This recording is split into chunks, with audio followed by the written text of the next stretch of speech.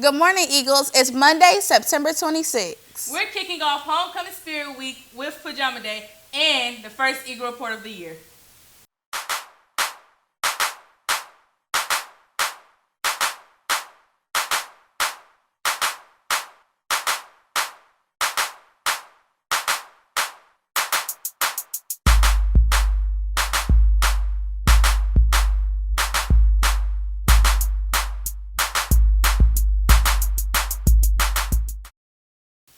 If you weren't at the block party during the first week of school, you missed out on a lot of fun. India was there capturing all the excitement. Is the block party something I really want to go to next year? The block party is filled with a bunch of fun. The event is held at the beginning of the year. There's DJs, free food, and bounce houses for the youth. The block party gives parents an opportunity to meet the teachers and get a feel for the environment and show what the Thurston environment is all about.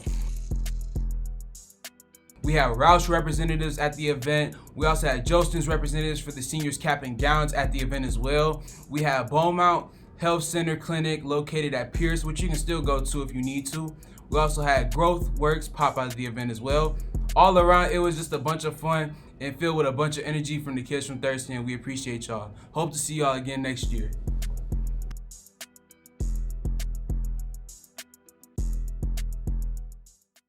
That sure looked fun. You and your family are encouraged to attend next year.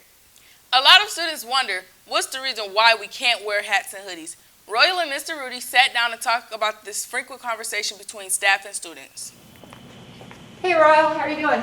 Oh, I'm doing good. How are you? Good. Can you take your hood off, please? Oh, yeah, sure. Thanks. Have a good day. You too. Man, what? She can identify me. You understand from a building perspective what that means. Okay. So hoods, especially in the days where we have to wear masks, make it really hard to identify people. And we need to be able to do that to make sure that the people who belong here, students and staff, are the people who are here.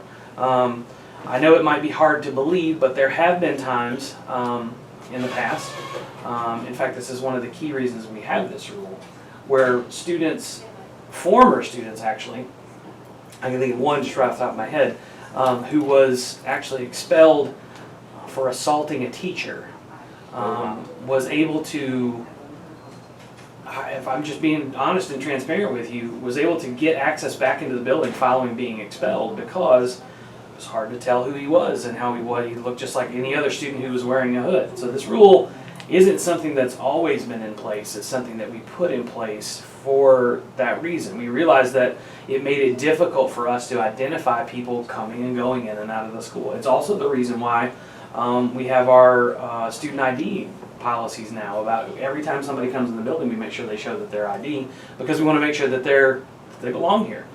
You know, Royal, that there's cameras in the building, right? So in the event when things go, wrong, which invariably they do, bad things happen sometimes. Sometimes we have a fight. Sometimes we have commotion in the hallways, and we'll need to identify people. Well, if you got your hat or your hood on, we can't do that, right? If you got a brim on your hat, right, or put your hood on for a second. Go ahead, put it on, all of a sudden, I can't see you from above, and that's how our security system is laid out. So that's one of the reasons. It really is the chief reason, is being able to positively identify people. And having it be kind of a blanket rule helps us be able to do that all the time, because it's not just about identifying your face. Our hair identifies us, right? Meaning, like I mentioned earlier, my hair or lack thereof identifies me. Like, people could recognize me from behind because they see the shining spot on the back of my head. Same for you, so if somebody would identify you as having twists, you know what I'm saying? So that's part of identifying people as well. So we need to be able to do that. Do-rags and bonnets is really something that we experimented with that for a little while. When I say a little while, let's see, it was probably about 4 or 5 years ago. We kind of worked through, is that okay, is that not okay? I will tell you that parents and board members are not okay with it. They don't like it. They actually came here to this office and sat down and said, we don't want this here. So that's part of it, and their rationale was, and just so that you're clear, so this is I'm sharing with you what board members and parents said when we tried to split that difference, right? To say like, well, our do-rags and bonnets okay. What parents and community members came back and said was, well, those are things you wear for like grooming at home.